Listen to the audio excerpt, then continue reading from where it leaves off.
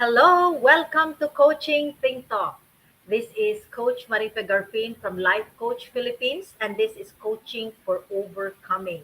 This coaching conversation is for individuals, especially parents who are facing so many challenges of all forms in life, yet they still want to come out as the best version of themselves.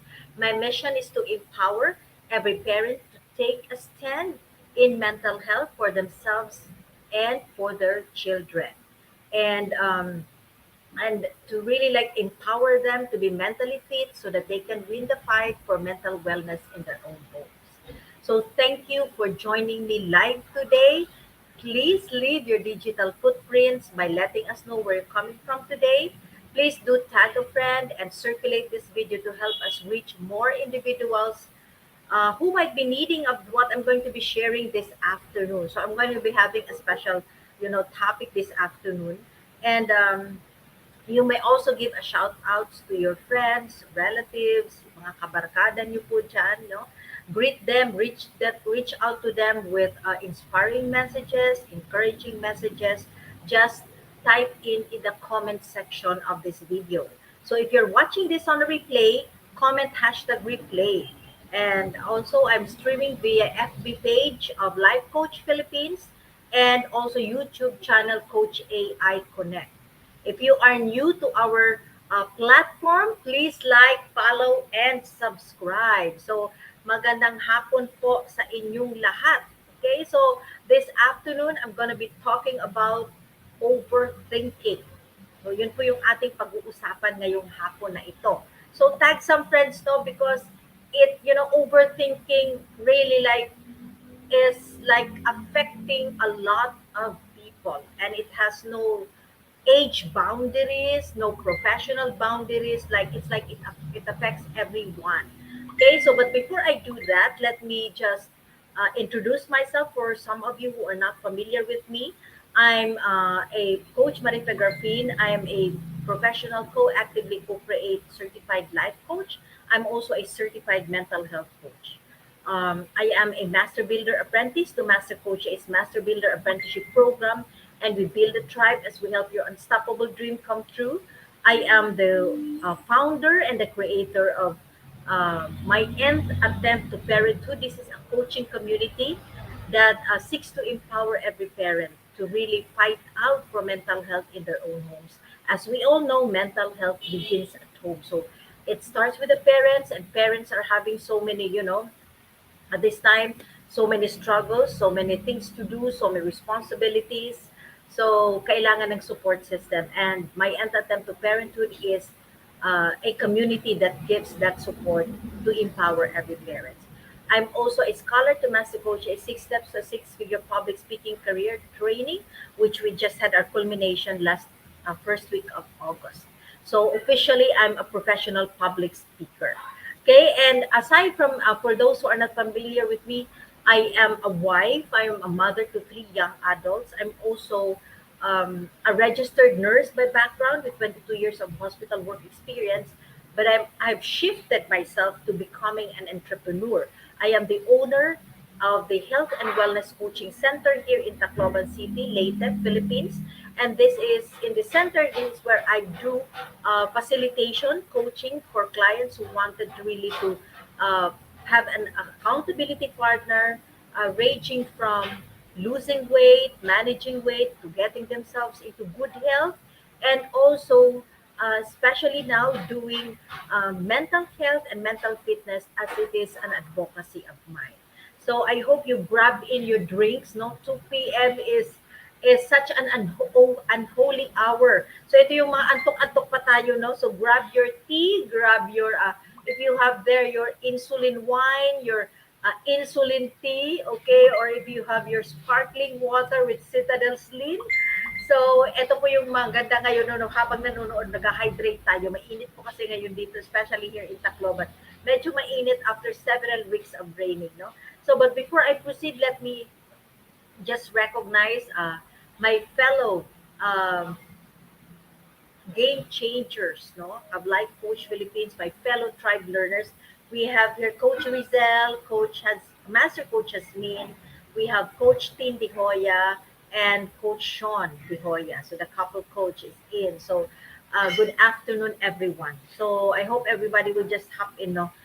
We're gonna be have an exciting topic this afternoon. I've been doing a lot of talks for several weeks now, and like on a weekly basis, I have webinars or virtual talks, and I've heard a lot of people really like when asked and identified what are the things that are stressing them out, and a lot of this is overthinking. So overthinking po yung ating pag-uusapan ngayon. And when you talk about Wednesday, it's overcoming every 2 p.m. How do we overcome overthinking?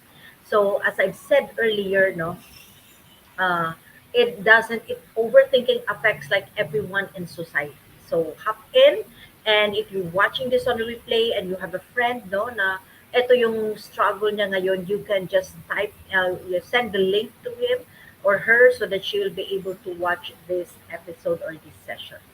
Okay, so but before I proceed, let me ask you to focus, get your pack my bag moment. Yung parang nag-attend kayo ng seminar and then a speaker said something na talagang you had like your mind was open and you were able to relate and connect with the phrase or the sentence or the thought. You can just type it in your timeline, share it, and put hashtag pack my bag moment or coaching TikTok. This will allow you actually to get more insight as you type it in your timeline, and at the same time you become a blessing to other people. So I believe each and every one of us are created to have that need not to be significant, and sharing your pack my bag moment will allow you to do that, because a lot of people are maybe mindlessly browsing through their Facebook, and at this time maybe they're on a point of discouragement, they're a point of high stress, and makatulong po yung inyong sharing of your pack my bag. Excuse me, moment. Excuse me.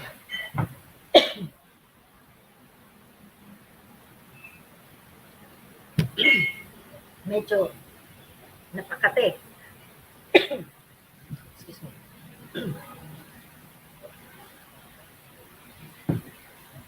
Super hot ngayon dito po sa Tacloban.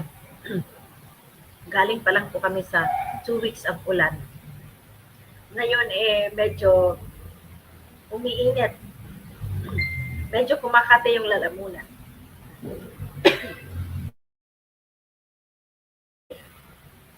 Okay? So, overthinking is defined as thinking too much or for too long. So that's according to our Oxford Dictionary. Okay, so it's thinking too much or for too long. And as I mentioned earlier, no, I've been having some virtual talk and a webinar to like on a weekly basis, and I've heard a lot of people express that their struggle nowadays is really into overthinking.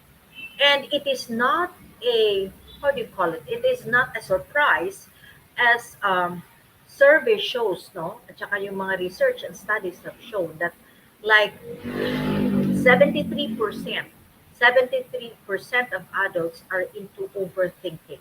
Nandun po talaga sila sa pag-iisip, no? Um, Overthinking. And when you talk about overthinking, hindi siya nag-isip but sobrang pag-iisip, like pabalik-balik na pag-iisip. So 73% are between 25 to 35 years old are into it, no, are suffering from it, and 52% are from 45 and above. So that's the reality nowadays, no. And it might have been compounded also by us being now here in this pandemic. Kasi nga ito nga pandemic, is causing a lot of us so much uncertainty. So may mga uncertainty nangyayari, no, because we don't know when the pandemic will end, and because of the many changes that is happening, we are grappling with transition, we are grappling with adjusting ourselves to a routine, or many of us probably are just building up, are just starting to put in our routine, realizing that this pandemic will not go, as fast as we want it to go. So medyo meron ngayon na trigger yung ating mga overthinking, no? Yung mga pag-iisip talaga. Okay, hello, Coach Lynn and Coach Nords. Thank you for joining me. So, thinking too much or for too long. Okay, so what are the underlying causes? What are the underlying cause of really overthinking? Well, study shows that oftentimes it's anxiety. Okay, it's anxiety, which is a natural response to stress. No, when we are fearful or we when we are thinking of we're not sure because of the uncertainty we kind of feel like we're not in control, no, nagkakaroon tayo ng anxiety, and this anxiety is actually a natural response to fear, but when it is ongoing, like it's there for a long time, it might be a cause for overthinking. Another is stress. So stress is a tired body is and easily overwhelmed. When you're tired, di ba, kahit konting ano lang, konting struggle, it's kind of big. It's kind of naka-over, it's kind of hindi mo kaya. So when you're stressed, a tired body is basically not ready. So pagtingin mo sa isang scenario or a situation or a challenge, it kind of overwhelms you. So ang napupunta tayo nag-shift to overthinking. Another is trauma.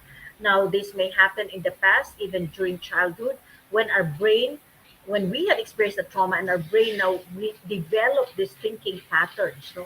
At nandun siya. And so when you have some struggles, when you have some challenges, you meet something no na parang hindi siya hindi siya part of the routine, some changes, you go into that pattern of thinking. So it can lead you to overthinking. Another is when you're a perfectionist, no? When you're thinking, so when you're like wanting to please other people, when you're thinking of other people's opinion, gusto mo talaga pulido, you can't act. So iniisip ko over, naku, ano sabihin nila, naku, baka hindi maganda yung ginawa ko. So all of those things, so when you're a perfectionist, iniisip mo, kaya tuloy napupunta ka sa overthinking. And of course, obsessive tendencies. Like you wanted really control. And I had this experience before. Now, as a young mom at 19, I had no, not 19, but I became a mom at 19. But when I was I think 24, I had two kids. No, I had a grade one. I think I had a grade one, or yeah, a grade one, and I had a 3 month old. And at the time, my husband went into training in the Philippine General Hospital. So I was left on my own. I was working on night shift because I don't have yaya. And so when I get home in the morning, I would have to take care of my kids and wait till they sleep at lunchtime before I can take my sleep, no? Because I would go on an 11 p.m. to 7 a.m. shift. And during the night, before I leave, I would like really like fix everything. Truly like fix everything because I want to make sure that in the morning, wala nang kakailanganin pa. Kasi dadating ako at 7 a.m., I would be very tired. My son is about to go to school, so everything is pulido. So sa gabi, iniisip ko na, naayos ko na ba to? Naayos ko na ba to? So pabalik-balik yun. And oftentimes that you become agitated. I became agitated. And because there's a need for me to control that everything will just simply flow as it is, because dapat hindi nga yung time na allotted for certain activity, dapat it will go as planned, or else naiisip ko dadaming tatabahuin ko at hindi ko na makakaya. So I became that obsessed. I have that obsessive tendencies, no? And every parent, I believe, can relate with me. So kahit yung doing the household chores, gusto mo on time, ito dapat may oras, may panahon, may araw, may oras. Kasi pag nag-compound na siya at dumami na siya, we kind of imagine na nako, matutumba na tayo dyan at hindi na natin kakayanin. So there's an obsessive tendencies because we want to need control. We are needing control. So these are the underlying causes of overthinking. Now, what are the dangers of overthinking? Now, I've read in an article by Ami Moreno that the dangers of overthinking is that it can increase your chances of mental illness. Okay, yan yung una. Increase your chances of mental illness. And in fact, if you would ask anyone suffering from depression, okay, from depression, there is a factor in it really of overthinking, because they would overthink of their incapability, yung kanilang pagkukulang, they would think of I will not, they will be thinking about what I can't do. Hindi para sa akin yan. I'm limited. So there's an increases of your chances of mental illness. So study shows, no, I think it was in a Harvard research, um, they have found out that when a person is engaged in overthinking, basically the brain is in a high moving uh, uh, fashion, no, nakamumumu, palaging nag-iisip, hindi nakapagpahinga. And the brain loses a certain enzyme. The brain loses a certain enzyme that brings you, okay, that brings you or facilitates for mental illness to set in. So it increases. So when the danger of overthinking, one is increases your chances of mental illness. Second is interferes with problem solving. It interferes with problem solving. Why is this so? Well, it is because when you're overthinking, you're basically focusing on the problem rather than finding the solution. So, 'di ba, 'pag iniisip mo, "Naku, ganito, hindi ko kaya," mga negative, hindi talaga nag-iisip ng solusyon. Yung iyong nire-ruminate, yung you're deeply thinking, no? Okay? Deeply thinking paulit-ulit is yung problem at hindi yung solusyon. Kaya it interferes with you being able to find, napagod ka na to like really think about it, but you're not able to come up with a solution. Okay? So it interferes with problem solving. And next, sleep deprivation.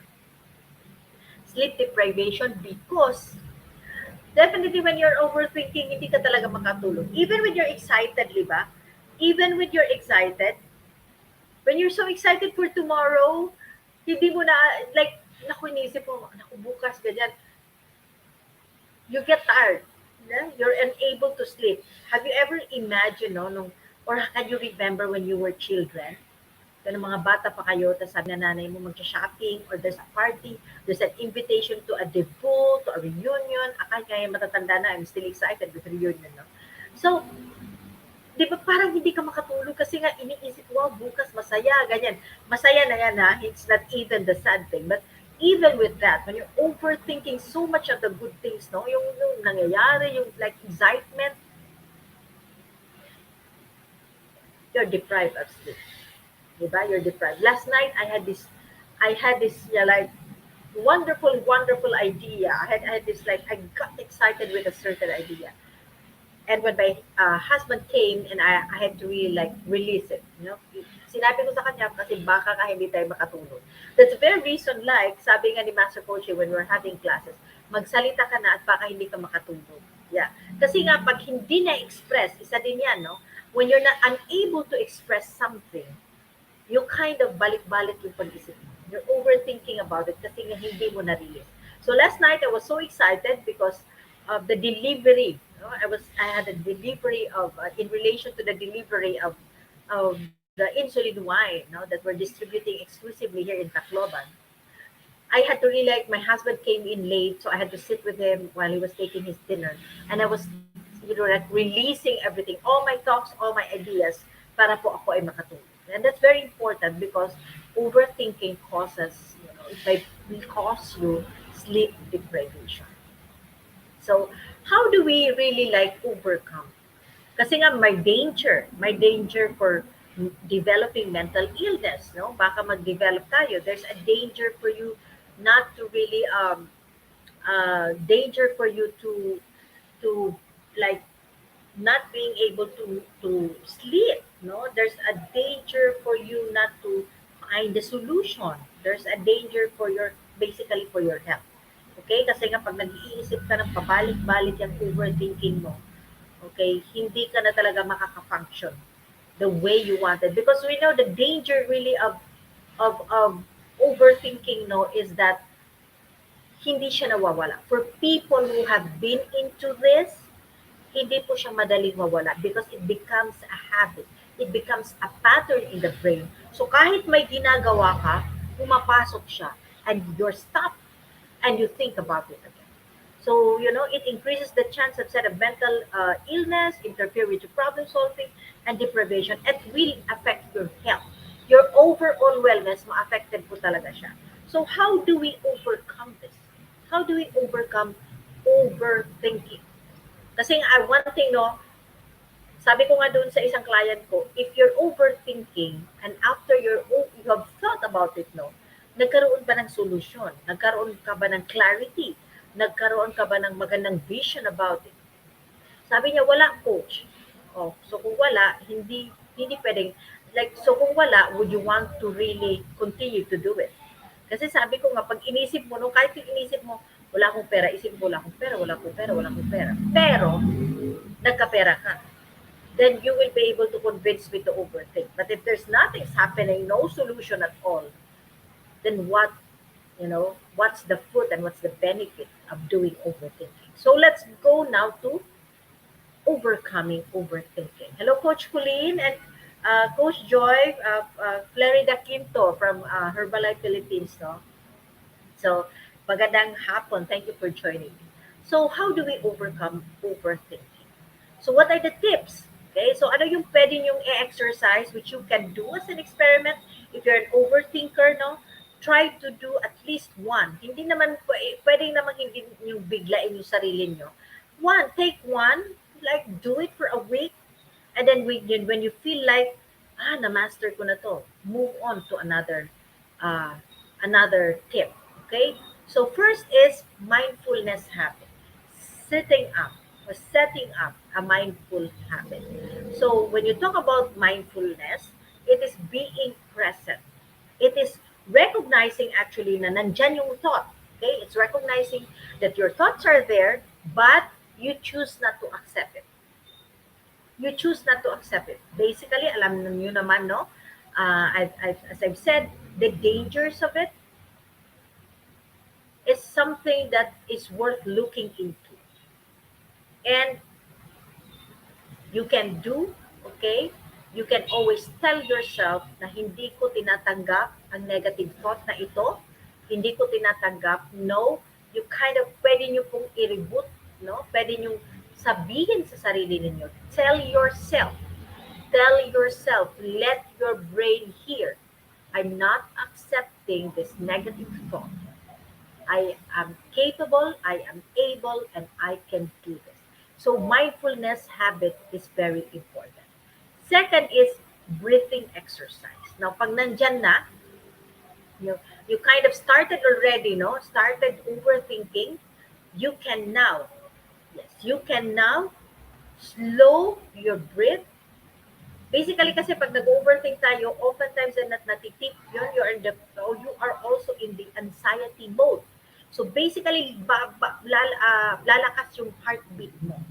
And when lumalakas yung heartbeat mo, the flow of blood is fast, the flow of oxygen is fast. Okay? Kaya nag-hyperventilate ka. Hyperventilate ka. So, nandun sa panic mode. So, slow down your breathing. Of course, you're being mindful. Slow down your breathing because it will slow your heartbeat and your mind will be much more calmer. Yes, Coach Sean, overthinking is dangerous. Reminding ourselves to live in the present moment helps coping with it. It's it takes time and intentional practice, but when you're able to develop it, it makes our experiences and relationship more enjoyable. Agree, Coach Sean.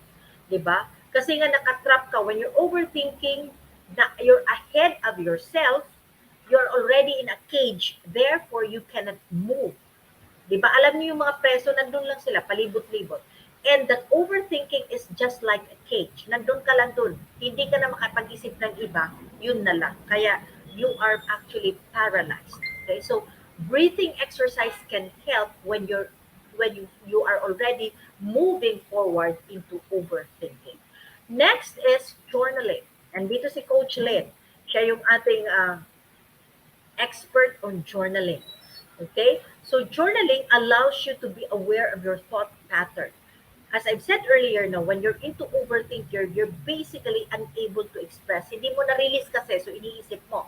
But when you're journaling, nasusulat mo yung emotion mo, nare-release mo, but at the same time, nababasa mo, at nagkakaroon ka ng idea of your thought pattern.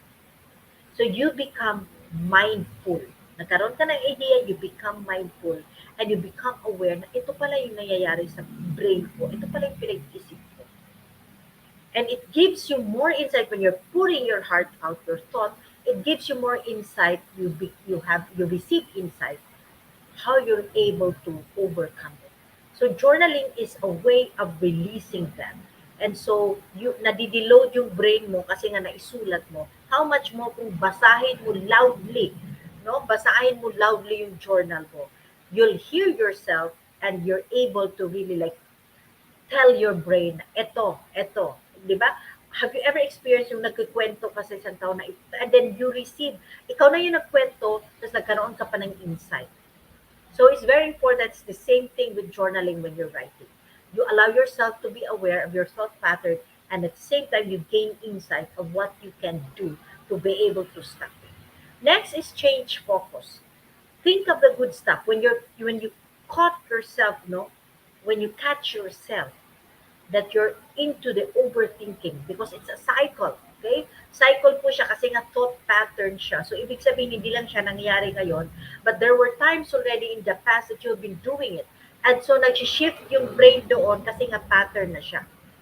So, let's create new neural pathway, bagong pag-iisip by thinking of the good stuff or what can go right. Instead of thinking, because oftentimes than not, 99%, overthinking is really into the negative stuff. So think of good stuff or what can go right. So you're creating that bagong pag-iisip or new neural pathways, new pattern of thinking that will counteract the negative thinking. Okay, so change focus. Another is do something different. Do something different. Because a lot of times, no, nandun tayo sa routine. May naisip tayo, meron tayong ginawa, kasi yung palaging ginagawa mo at naisip mo yung past experiences mo, negative na nangyari. So when you cut that, when you are into catching yourself that nag-overthink ka na and you do something like, for example, nakahiga ka sa kama and all the night pag nag-overthink ka, nandiyon ka lang. Ngayon, you wanna do something. So when you're about to think, no, parang na-replay mo na 2 times, tayo ka na, drink, get some water, do some, journaling or talk to a friend, call a friend, just cut it. Cut the thinking pattern. Okay, that's when you cut the thinking pattern, naiiba yung dynamics of the brain. And so over, you are able to overcome overthinking. So do something different. So channel energy to something productive that you enjoy. So maybe as I've said, pag nag-overthink ka na and you're a plantita, punta ka dun sa garden mo. Lagyan mo ng whatever, put some soil, spray some insecticide or whatever that you want to do, or repot your plants. Okay, pag ikay plantita. If you're a baker, then do something. Maybe you can create a new recipe or a new way of cooking things. So do something different. Next is meditate on God's word. It's very important po yung meditation of God's word because even if you're not intentional, the words, okay, is powerful. God's word is powerful. It will soothe your spirit's restlessness. This is one thing na naging practice ko na po. And I've realized over the years na dahan-dahan nawala yung overthinking. Yung obsessive, tendencies ko, dahan-dahan siya nawala. Because I am assured, little by little as I meditate on God's word, na assured po ako that there's someone greater and higher, more sovereign than me, who sees far greater of the good things for me than what I plan and what can I imagine. So meditation is good, like especially in the morning when you wake up, you do meditation. But what is much more superb is when you meditate on His Word, on God's Word, because it has the power to soothe restlessness of your spirit. So you can start with the morning devotional guide. No, we have in Decaf Coffee Republic. You can also buy, in the bookstore yung mga simple things, no, na mga simple devotional guide. It will truly, truly help. And next is practice gratitude. When you practice gratitude, it helps you to realize the good things that you have. And when you realize that good things that you have, again, you create new neural pathways in your brain, and you're able to really like celebrate in the inside na meron pala akong magagawa, meron akong maraming blessing, meron akong maraming bagay. Mas napupunta doon yung focus, and those are the good stuff. And therefore, you feel that sense of well-being. Umaakyat po, nag-heighten the feeling of sense of well-being. And when the sense of well-being is up, you now become more energetic, more motivated, and more have that sense of strength and achievement, no, in yourself, that you're able to move forward from overthinking. Okay? So, sabi nga dito, no, overthinking is the art of creating new problems out of ones that never existed in the first place. So when we're overthinking kasi, para siyang para siyang domino effect. It's a domino effect. So inisip mo yung isa, tapos naku bukas baka hindi pumasok yung kasama ko. Kasi hindi siya papasok, madadami yung work ko. Kasi dadami yung work ko, baka magkamali ako. At pag nagkamali ako, kagagalitan ako ng boss ko. So you see, it's connected. So lumalaki siya. And yet, the problem is not in existence. Inisip na natin siya, create na natin siya. So, it's the art. So, an art of creating new problems out of ones that never existed in the first place. So, is it worthwhile? So, what can you do about it? Then look into the different tips that I've shared earlier. And never forget, in Isaiah 41:10, I would like to share this verse with you. So do not fear. I am with you. Do not be dismayed, for I am your God. I will strengthen you and help you. I will uphold you with my righteous hand. And that's the promise of God. That wherever you may be, whatever you may be doing, if you have entrusted your life to Him, if you have established a personal relationship with Him, in-invite mo na siya sa puso mo to be your Lord and Savior, hindi po, I believe you know that God doesn't lie. And when what has been written in the Bible, that is the truth of God's heart. So kung yan ay totoo, would you rather trust? Would you rather think that God will not honor His promise? Diba? So if it has been written, if you believe that the Bible is true, if you believe that the Word of God is true and God is not a lying God, then you would give everything to Him because that's His promise. We overthink because of anxiety, of fear. We're ahead of ourselves. But God is saying, if you have given your life to me, do not fear, for I am with you. Do not be dismayed, for I am your God. I will strengthen you and help you. I will uphold you with my righteous right hand. So that's His promise. Now, if you are a serial overthinker, if you have been doing this for quite some time, and you have tried hard, no, at hindi ko pa nalampasan siya, and yet you wanted to be really out to get out of it, it is a process basically that you need to undergo. So if you want to overcome that, and if you want really an accountability partner, and if you want to seriously really like get into it, like really stop it, connect with me, let's have a conversation. So let's talk, come in for a free discovery call. Let's see what we can do so that you can be out of the cage of overthinking because it can be done. Okay? And let me invite also every parents, a lot of parents are overthinking, no? Marami kasi nga, 'di ba? 52%, 45 years old and up. Sabi doon sa Harvard study, 52% of adults are into overthinking. And if you're a parent, I'm pretty sure there were many times na inisip ko ano yung future ng anak ko, anong mangyayari sa anak ko sa pandemic na ito, ano na lang yung matututunan niya dyan sa virtual, sa module na yan. So, there's so many things. And when your son is, or child is dating, naku, nag-isip ka na ng marami, naku, anong nangyayari. There's so many things that A parent can, overthink. But here's one thing: when you're connecting with your child, and when your relationship with your child is bonded,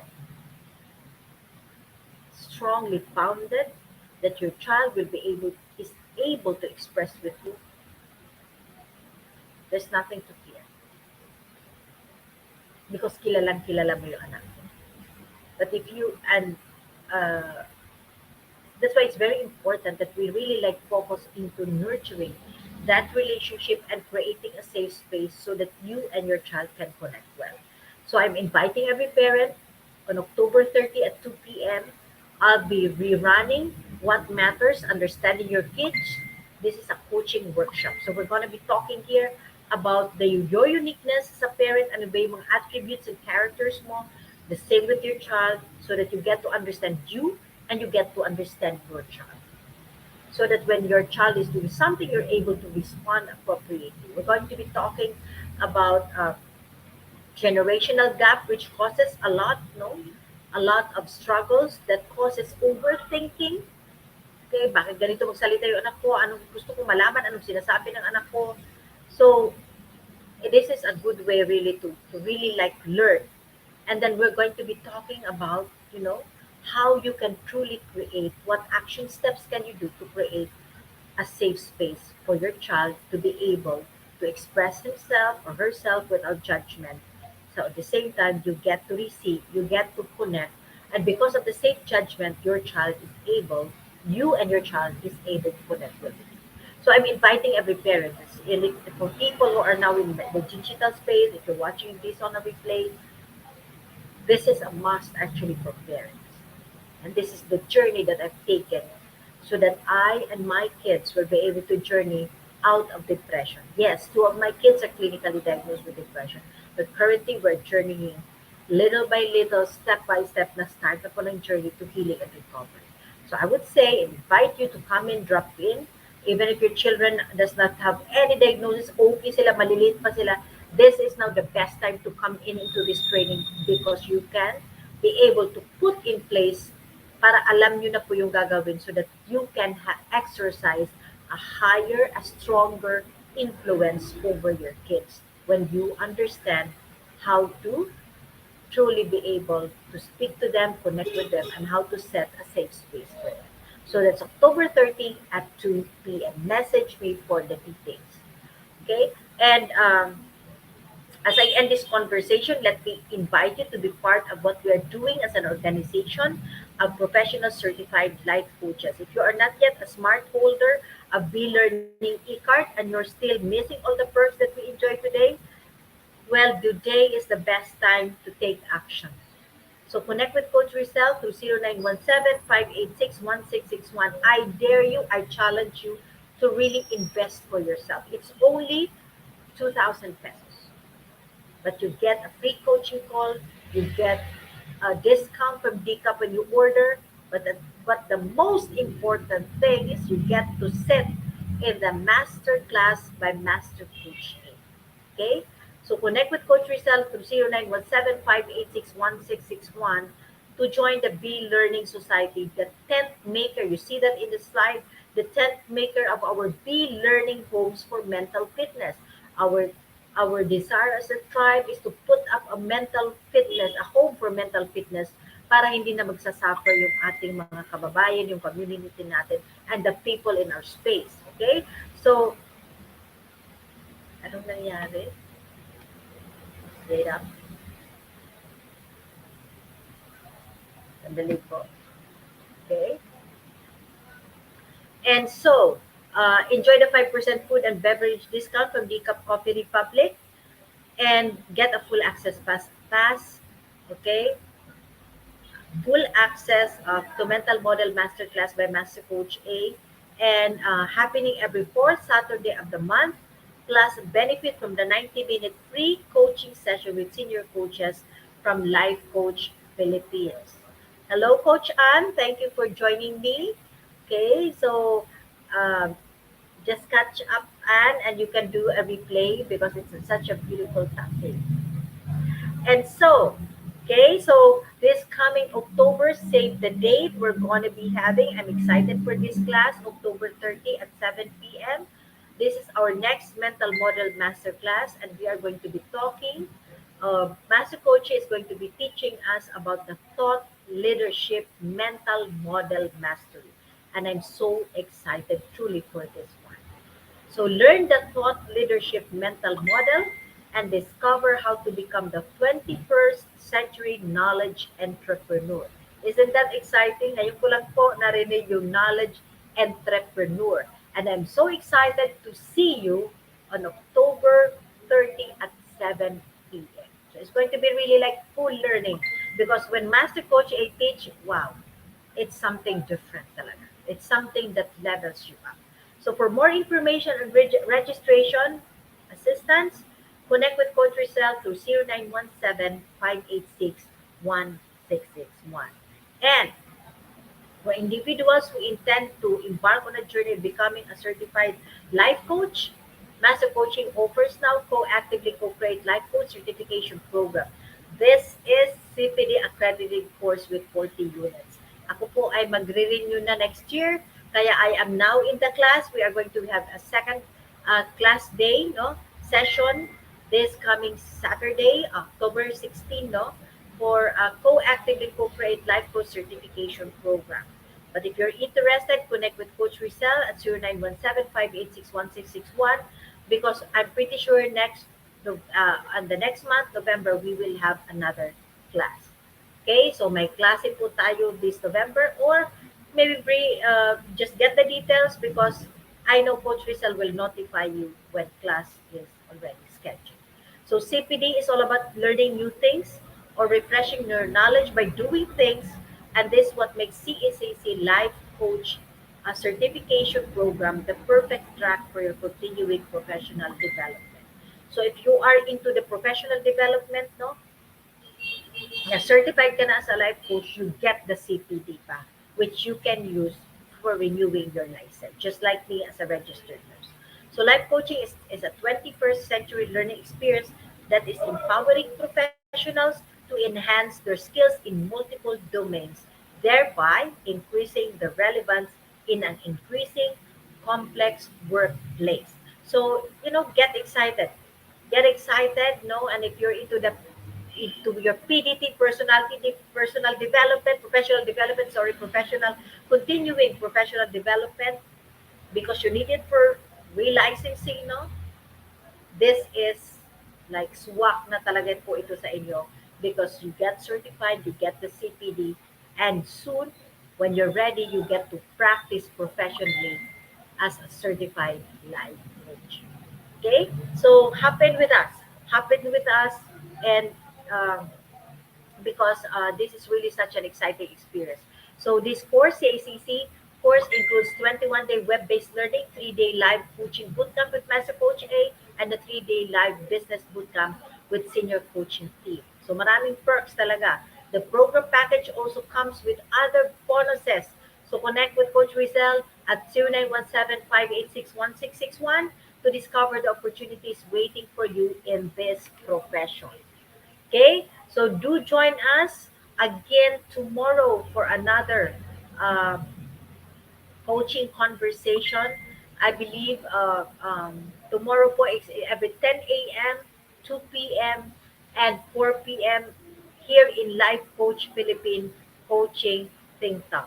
So once again, this is Coach Marife Garfin from Life Coach Philippines for Coaching Think Tank.